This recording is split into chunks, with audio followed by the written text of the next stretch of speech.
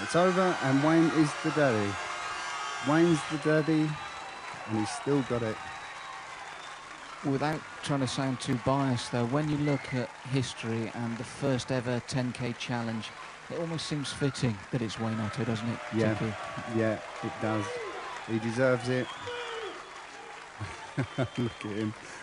And it's just a shame that karate wasn't in the Commonwealths and the Olympics, because that's the one thing Wayne would have loved, was an Olympic medal. It's like going back to how it used to be in the British Championships. You only had one winner. There was no categories. You know, that's what I'm saying. Everything can get lost. Oh, he's a champion, but he's under 60 kilos champion. He's under 65. This is the one winner, you know, and it's proved that it's not always a heavyweight that wins it. I mean, I can remember the Paul Newby and Rory Daniels fight. It was a brilliant fight. Newby was, you know, tremendous in it. And there's someone who's 6 foot plus, and it brings out the best in people. And I think this is why everybody loves it, because it's not this weight category. It's not this, oh, well, you're part of that, and I'm not really interested in that because that's not my weight category. Everybody's interested in the 10K because there's one winner. Yeah.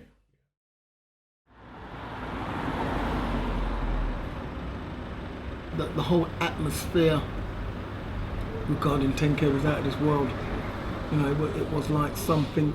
It was at the Mermaid Theatre, I believe, in Blackfriars. And as you walked in, you walked down into tiered seating, and there was one area. There was tables around. It was an evening event. People were hyped. I mean, is this really happening? Somebody's going to win 10 grand today. Now, I know everybody else wanted to win, but I needed to win. Wayne, as you said, retired 2 years ago, come out for this. Realistically, can he still take this? Well, we've just been to Iran, and he fought there, and he fought very well. And there he goes through his ritual.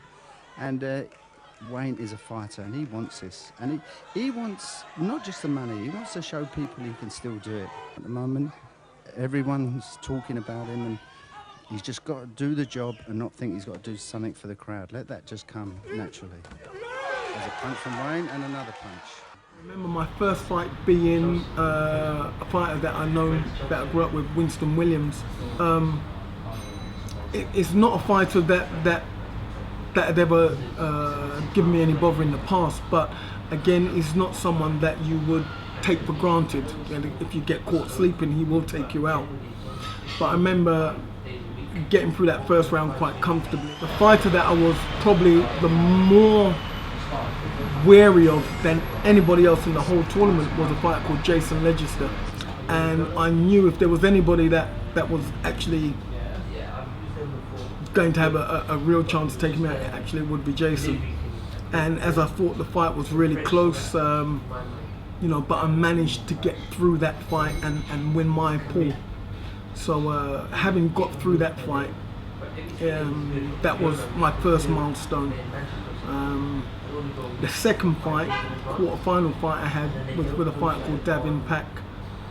At the time he was, I think, world and European champion as well. By the time I'd got to Davin, I was knackered. I was really tired. You know, going through the rounds and the tension and everything was really hard. And I remember there were certain points in the fight where there was bouts of lapse of concentration. But again, digging deep and knowing what I know and using my experience, and obviously, you know, tapping into the energy that I have in my reserves, I was able to come through that round. And the final was against Leon Walters. He is the one that I would have expected to come through on the other side. At the time, he would have been the biggest name in karate. Again, someone that I coach regular for the England squad, and so this is somebody that I know. But I wasn't so worried about Leon, to be honest. I already knew how to beat Leon, and I remember looking over to the other side and watching Leon pace up and down, pace up and down. He was like a tiger in a cage, waiting and rearing to get out there, you know. And I remember just standing calm. I was just standing there and just thinking, I got Leon. I know exactly what to do against him, and as long as I follow my game plan, I will have this.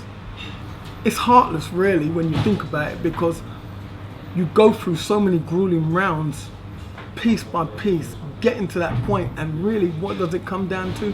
One person walking away with everything, and the other person, nothing. I mean, that's it.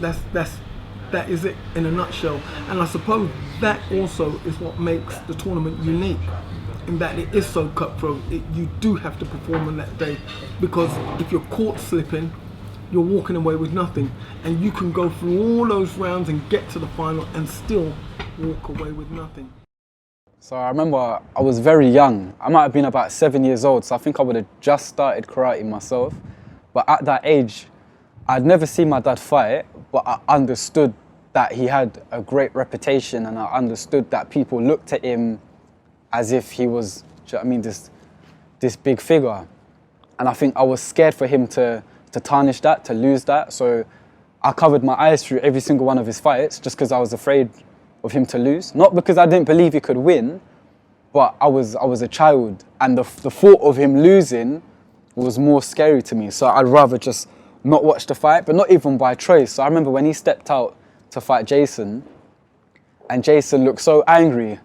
Like I remember thinking, like, Jason looked like he's gonna hurt my dad. But me and Jason had a good relationship at the time, but I don't understand the concept of being a competitor and professionalism. You know, so it all felt very like personal to me. I covered my eyes so quickly, but so I don't actually remember seeing any of his fights. I just remember after he's won, so him winning. You know, someone told me that he'd won, and I remember him, you know, shedding some tears. And I asked, you know, why is Dad crying? And he said, no, it's okay, they're happy tears. So, you know, I remember the environment, I remember the atmosphere, the crowd was huge, you know, so yeah. I think I was browsing through Facebook, and I saw the post. I can't remember exactly what the post said, but the post said, you know, the 10K is back. At first I didn't believe it. Then I got a phone call 5 minutes later, obviously from Jordan, and that's when it became more real. You know, that the idea of competing in 10Ks is a real possibility now, and something that is really coming around the corner. You know, but as I said, the whole thing it's exciting. You know, the scene's been missing something like this for so long. I feel like events like 10K have the potential to spark that again, because it's given everyone something new. You know, it's very beneficial for the scene. I'm happy it's back. In my head, when I envision 10K as well, I don't envision an easy path. Do you know what I mean? I don't envision me cruising through rounds and then I get to a final. In my mind, I'm taking like everyone, like every single big name you can think of, first, second, third, fourth. Because even when I think about my dad's 10K, that's how we did it. Remember, he had Jason, Davin, Leon, like back to back. So in my head, you know, I'm taking out everyone. I know it's not going to be an easy day, but I believe on my day, can definitely do it. The 10K Karate Clash returns on the 16th of the 4th, 17. The Troxy, London. 32 Elite, one night only. 10K, winner takes all. Tickets available now from combatandstrength.com.